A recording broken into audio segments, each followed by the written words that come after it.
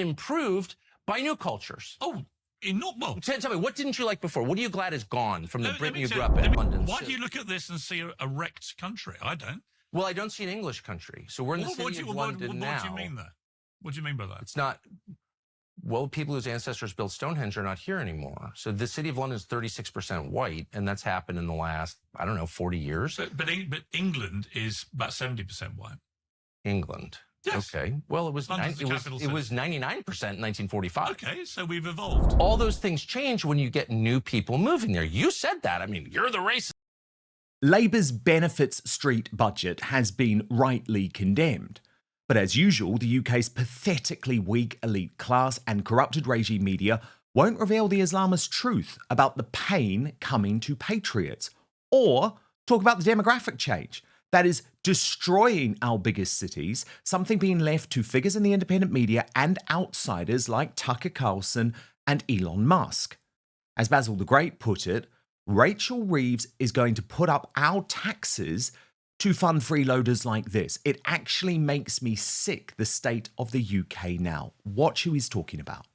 So I'm just on my way to the job centre, right? And I just wanted to say a quick thank you to everyone who pays their taxes, because without you, I wouldn't be where I am today. Like, the fact that I can still go out about my day and still do my things and get paid for not doing absolutely anything because of others who are working and paying their taxes. I don't think I've ever said thank you. So, genuinely speaking, from the bottom of my heart, thank you so much, and keep up the good work. In the Islamist media, they are now saying the quiet parts out loud. Watch. I think it's easy to practice Islam here. When you go in the streets, you see the women, they're not covered. You feel very sad in your heart. And would you recommend Muslims to stay here? No, I would recommend Muslims to do hijrah to a Muslim country. Would you raise your children here? Personally, I would, but I know a lot of Muslims that may not want to, due to whatever experiences they've had. But alhamdulillah, I've had a good experience, man. I can only speak to what I know, innit? Akhi, would you raise your kids here? In Birmingham, yes. Only Birmingham? To be honest, because Birmingham is, you got all the communities, like I said. Okay. You got the Somalis, Pakistanis, Arabs. No wonder the great emigration is seeing the native white population, especially youngsters, flee in droves. In fact, 693,000 have quit over the last year alone, even as our corrupted government continues to import 898,000 here. Oh, and a record 110,000 claimed asylum, including the 36,000 currently housed in luxury hotels, costing £15 billion at least over the next decade. But as long as Rachel from accounts and Slippery Starmer hang on to their jobs for a few more months, who cares, right? I mean, in Bradford, they're ecstatic about being paid more benefits for having more children. We are literally paying for our replacement, says Basil the Great. Watch this coverage on the British Bashing Corporation. But here in Bradford, look, it's a place with high levels of child deprivation. So that announcement about the lifting of the 2-child benefit cap, well, that's going to affect a lot of families here who decide to have more than 2 children. It means they can now claim more benefits. Shama, I want to talk to you about this. Shama's here with us. She runs 3 nurseries. Yes. That announcement has now come, meaning lots of families on Luricums who have more than 2 children will now be able to claim more universal credit. What do you make of that, then? Do you know, if I'm completely honest with you, I was hoping the Chancellor would say something about the cap being lifted, and I'm ecstatic about it. I'm so happy for the families that are really, really struggling, which there's so many families that are struggling. We deal with them on a daily basis, and it is so sad. These people from disadvantaged families are very easily forgotten as well. And I think the most important thing is the fact that it's been lifted, and I know, although it's been lifted, it is only for the families that are receiving universal credits, but that's still a start. That's something better than nothing. Now, although it's been lifted, it doesn't mean all the problems will be resolved. There are still going to be families that are still going to be struggling, and they're still going to need a lot more help and support, but it's a start. Shama, thank you so much. Let's not forget rubbish. It's also a It's rubbish. We are now funding Muslims living like this guy with 11 children to 3 different wives. I was waiting for a long time ago. Oh yeah, we'll just take her word for it. Which brings me to Piers Morgan's viral new interview with Tucker Carlson, where I believe he exhibits the infuriating tone deafness and denialism about the destruction of the Disunited Kingdom that has left the rest of the world watching on in abject horror at our stupidity. As World by Wolf put it, when confronted with the fact that England will be minority English by 2063, it will actually be much closer to the 2040s, Piers Morgan simply says, so what? Can you imagine Piers saying, so what? About the ethnic cleansing and genocide of any other ethnicity? It's criminal. Watch. Okay, half of you watching this are not subscribed to Dan Wootton Outspoken, and the best way you can support what we do is by hitting that subscribe button. It is completely free, and turn on the notification bell to be alerted to our new episodes. Why do you look at this and see a wrecked country? I don't. Well, I don't see an English country. So we're in the city of London now. What do you mean there? What do you mean by that? It's not... Well, people whose ancestors built Stonehenge are not here anymore. So the city of London is 36% white, and that's happened in the last, 40 years. But England is about 70% white. England. Yes. Okay. Well, it was 99% in 1945. Okay, so we've evolved. Statistical fact that I think by 2100, we will be a minority white country. 2063 as of today. Well, I've read a bit later. But these are dynamic numbers, so they change. Yeah, but here's my question for you. So what? Well, let me refer to the beginning of our conversation when you said that the people who live in a country define the character of that country. And then you said, yes, all the things for which we were famous and in which we had pride, like our stoicism, our concern for others, our tidiness, the cleanest country in the world now, it's pretty filthy. All those things change when you get new people moving there. You said that. I mean, you're the racist. But apparently it's all worth it. It's all worth it because we have gone, according to Piers Morgan, from eating trifle for dessert to baklava. And has been improved by new cultures. Oh, well. Tell me, what didn't you like before? What are you glad is gone from the Britain you grew up in? Let me tell you, if you came to London in the 50s and 60s, the food was crap. Absolute crap. Well, it was that way in the 80s when I was here. Right. Now we have some of the best gastronomy. It's amazing. As Connor Tomlinson put it, I don't think the food was a good trade for all the rapes, murders, and turning major cities into third world slums, actually, Piers. We have the recipes, they have countries of their own, and they can go back to them. Yet still our elite class moved to defend Sadiq Khan, London's first Islamist mayor, who has literally overseen the destruction of the city, as they hide behind statistics that I do not believe reveal the reality of living in fear on a daily basis. Watch. Do you think London's a better city than it was 40 years ago, 50 years ago? Well, statistically, the murder rate is actually been plummeting in London. Do you know any? I'm good. I'll tell you the problem in London. What we really need in London. Wait, do you think it's a better city than it was 40 years ago, for real? Yeah. You think Sadiq Khan's better than what you had before? I think Sadiq Khan is somebody who's won 2 more terms after his first, because actually he's not done as bad a job as people say. Oh, that trend is violent crime going down significantly, but we don't see this because we don't take notice because of the various high-profile, like atrocity we saw in the Huntingdon train. So the point is that you can search far and wide, and you will not really find any scholarly dissent from the idea that violent crime has gone down quite significantly in Britain. I'm sorry, it's bullshit. It's just bullshit. I have lived in London for 2 decades. And it is only since Khan became mayor that I have been subjected to attempted muggings multiple times, by the way. 2 were successful. And people don't even bother to report crimes anymore. So the stats, Fraser Nelson, are a joke. Your stats do not reflect what is happening on the ground for us mere mortals. But of course, it is the same Piers Morgan who thinks the solution, by the way, is to reverse the biggest democratic vote of all time and re-enter the hellscape of the EU. Here he is on the British Bashing Corporation. One thing I would have done if I'd come in with that majority and was running the Labour Party, I'd have said, right, we're going to have another referendum. And I tell you, the British public... That would have paralysed business, maybe, wouldn't it? But until they realised that was correcting a massive act of self-harm. Look, I voted to remain, but I was perfectly ready to be proven wrong. I remember Tony Blair saying the same thing. If Brexit works, I'll be the first to admit it's worked. We're in 2025. Does anybody think it's worked? No.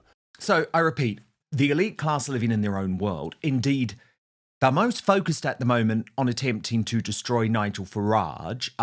The latest reason they're using for doing this is because he admitted Enoch Powell was right about his rivers of blood speech. Labour even posted on X, why are we not surprised anymore? But watch, I don't think you can disagree with what he said. What they do say very clearly is they had different political views to me. That, you know, that I thought Enoch Powell was right about the common market, which I did in the referendum, which was a minority position, but I held it all the way back then. And I thought he was right to talk about, you know, not having vast community change. And by the way, you know, that was a source of big political debate back in the late 1970s. So I think what you're hearing there, yes, some with direct political involvement, others with different political views. This, of course, didn't have the response they hoped for, with the likes of Carl Benjamin and Father Calvin Robinson among those enthusiastically endorsing Farage's defence of the former Tory. But, of course, this idea of suicidal empathy is literally killing the West. I mean, this scumbag who opened fire on 2 National Guardsmen in Washington, D.C. the day before Thanksgiving is the Afghan Ramanul Lakhanwal, who is believed to have entered the US under the ironically named Operation Allies Welcome Resettlement Scheme in 2021, having previously worked with the CIA. And back here, a leaked Home Office document headed Absconder Pool has revealed that 53,298 migrants have breached their immigration bail or whereabouts are unknown after escaping detention centres, and that's before you get to the 736 that have also gone missing after being released from prison or detention. And what's the government's reaction to this insane incompetence and willful blindness, putting us at increasing threat every damn day?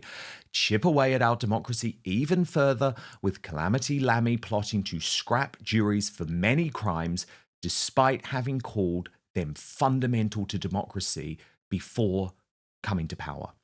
As Lee Nallingham put it, so let's take a look at the leaders who've removed trial by jury alongside Keir Starmer, Saddam Hussein, Gaddafi, Hitler, Mussolini, Stalin, Mao Zedong, Lenin, Franco, Pinochet. This government has already cancelled elections for millions and arrested thousands for social media posts. We're walking down a very dark, very authoritarian path, and they're not even hiding it anymore. At least we have Elon Musk on our side. When What If posted, you don't get to scrap legal principles going back to the 12th century that built the most successful society ever, between the largest empire ever, science, freedom, the Industrial Revolution, creating the modern world order, and the rest. Well, the ex-boss replied, the current regime is turning Britain into a prison island. Now, the superstar panel. But first, by the age of 50, we've likely lost half our collagen, opening the door to aching joints, brittle bones, and tired-looking skin that ages you before your time. But there's hope. Native Path collagen peptides are helping millions refill that gap. And here's what sets Native Path apart. Just one clean ingredient. Third-party tested for heavy metals and purity. No fillers, no junk, over 5 million jars sold, and 8,000 five-star reviews. I think that says it works, right? Native Path customers are reporting stronger, more flexible joints, finally moving without pain, smoother, more youthful skin that turns back the clock, and thicker, fuller hair in as little as 14 days. Imagine waking up feeling like yourself again, active, confident, and pain-free. Right now, visit trynativepath.com/outspoken for a special bundle deal at a fraction of the retail price, backed by a risk-free 365-day guarantee. We have a food industry that knows nothing about health and a health industry that knows nothing about food, right? And once you really understand that, you can see why we're in the problems that we are. We watch TV and they're feeding us all these foods that are refined and processed and get us sick. And the next commercial is a commercial about a pill that we're supposed to take. The forefront of what we do here at Native Path is we try to get people off the path of what most people are doing is eating that stuff and taking those pills and get them on the path to eating, moving, and living in harmony with their biology. Collagen is, in my opinion, it's the one thing that if you take it, everything else starts to get easier or unnecessary because it's so foundational in the structure of your body. We're deficient in this very important protein that our ancestors got plenty of. So it's a big part of what I say is important when we're aging. You have to have this as part of your diet. But act now, supply is tight and demand is soaring. This deal won't last long. Don't let another day go by feeling older than you look. Visit trynativepath.com/outspoken today, or just click on the link below this video in the description box. But now, back to the show. Lois Perry and Dr. David Starkey both with me. Great to have you back on Outspoken. David, what did you make of that Piers Morgan interview with Tucker Carlson, where Piers seems to be defending this idea of evolution as accepting these demographic changes that the rest of the population are just horrified by? Well, I think there is I want to invent a new crime. In the old days, you and I were charged with buggery. I want to have a new crime called smuggery. And I think Piers Morgan is the ultimate example of gross, smooth, self-satisfied smuggery. And it's smuggery on the basis of buggery, in the sense of bugger all. There's nothing there. This man was a not very good, not very competent editor of the Daily Mirror. He slanders British troops disgracefully in Iraq. He actually, shockingly, levies false charges against them of mistreating prisoners and so on. He is somebody overwhelmingly trivial. And why do we take this man as anything more than what he is? He's TV talking head. There's nothing there. It's fundamentally, he's smart, he's clever, he's quick with words, but fundamentally empty. End of story. Lois Perry, it was quite shocking to me that he was trying to defend these demographic changes, which, by the way, for 60 years, since Enoch Powell, the British people have been overwhelmingly opposed to, by saying, oh, well, we've got great food now, Lois. We've got great food now. And by the way, these statistics that they hide behind, Lois, are bullshit. And I'm sorry for my language, but it makes me so angry because anyone who actually lives in London, I know you're a woman who is very concerned about your safety, especially as a result of these migrant hotels. We know that we can no longer walk down the street safely like we used to be able to 2 decades ago. That is a fundamental change to the way that we live. Well, it's funny, actually, because what used to happen, and which most women didn't mind, whatever they might have said at the time, was this sort of carry-on style wharf whistle. I don't think women realised how good they had it when it was like that, when it was just a compliment, and when it's quite a lot more threatening now, especially the situation for my teenage daughter. But I'd just like to make the point about Tucker Carlson, because I found him a little bit disingenuous, bearing in mind he was recently praising countries in the UAE which are governed by strict Islamic laws, and also has had Nick Fuentes on his show recently, who spouts absolute hatred, anti-Semitic hatred. So having Tucker Carlson sitting there as a sort of arbiter of moral rights and wrongs with Mr. Morgan, who's completely lost the plot, I just thought, it was a bit much, to be honest. Well, sorry, you come in, David. I was just going to say, just today, Piers Morgan has said that he's going to interview Nick Fuentes as well. But David, come in. Oh, what a lovely man. Dan, equally, I respect you, but you are painting too black a picture. Am I? I'm a comparatively old man. I walk around central London freely. I use the tube a little. I use buses frequently. I've only ever had one disagreeable incident, and it was with a white drunk. So I think we mustn't play into the hands of our enemies by over-blackening the picture. There is much that's wrong, but there's also much that's right. Again, I think we need to discriminate sharply on immigration. There are many groups that work. Jews, Hong Kong Chinese, Sikhs, most Hindus. And what they've done, they've mastered what used to make us British. Remember, it is there was all that stuff at the beginning about England, English. And of course, as neither Tucker Carlson nor Morgan had the faintest idea of what they were talking about, they didn't get it right. Remember, we have never been a single nation. There is no such thing as a British nation. You've had, right from the beginning of the United Kingdom, 1707 roughly, it's multinational. English, Scots, Welsh, Irish. What held us together is, of course, we all speak a version of the same language, but also that we had a single, essentially English political system. So there was but you had two identities. You had abroad, you tended to be British, though you know, until very recently, most continentals just call the whole lot England. I mean, you read the word British hardly appears in regular usage before the Second World War, and then it's adopted, unfortunately, for the great nationalized industries. So in my mind, you know, Britain is forever British Leyland and is broken down and, you know, clapped out and rusting. But the idea of a single British identity is invented by Gordon Brown. And this is where the real problem.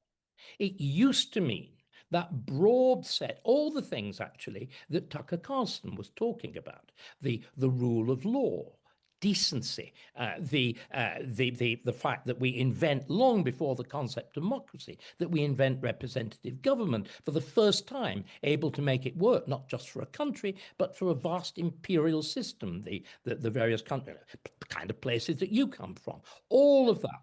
But what Gordon Brown did was to replace it with something deadly.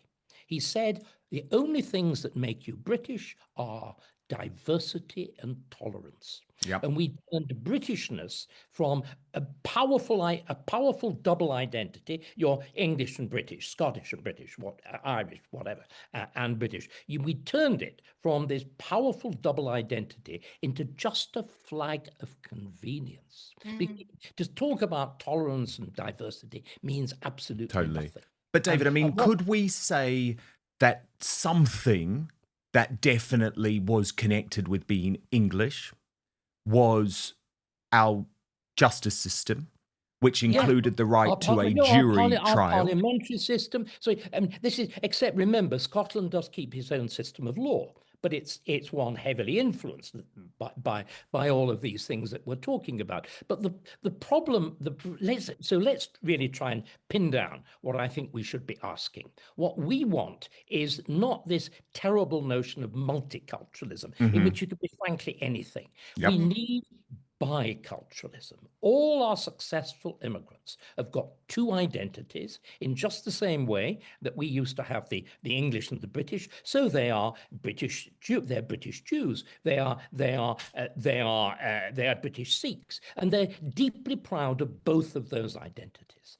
And that seems to me to be something that has worked spectacularly well. What has worked spectacularly badly is the aspect of multiculturalism, the aspect of being British simply as a flag of convenience, which has allowed these communities, partly the fact is they're Muslim, and that's a very complex and fundamentally, I think, hostile system of belief. But the much more important thing you haven't mentioned, and this is utterly central, these are clan communities. They are essentially intermarried villages and clans that have been transported from Pakistan, that have been transported from the border, you know, the uplands of Kashmir, and plonked down in complete quarters of Birmingham, of Oldham, of Rochdale, of Rotherham. And they are allowed, by the insanity of our police, and even worse, the complicity of the Labour Party, effectively to conduct completely separate mini Pakistan or mini Bangladeshi villages. They are self-governing. Many of these communities barely regard English law. Bigamy is illegal in English law. And it is simply spectacular what we've allowed to happen. This is this terrible, you talk about suicidal empathy, but it's what has also happened, remember, our entire legal system, all those things that Tucker Carlson was talking about, was deliberately subverted from 1997 by Blair, by Gordon Brown, by Charlie Faulkner. And instead, we have this bizarre notion of universal human rights, which denies the existence of a nation. If you believe in a universal human rights, you believe in a universal man. And you believe this grotesque myth, which actually underpins, insofar as you can find any reason inside Piers Morgan's head, what he really basically believes is those immigrants will become just like us. There's no real difference, you know. And isn't it lovely? Isn't it lovely that we're this sort of great mayonnaise? You know, we've replaced a nation with a rather off-color, badly made mayonnaise. And he's so keen on food. I suppose he would rather enjoy the analogy.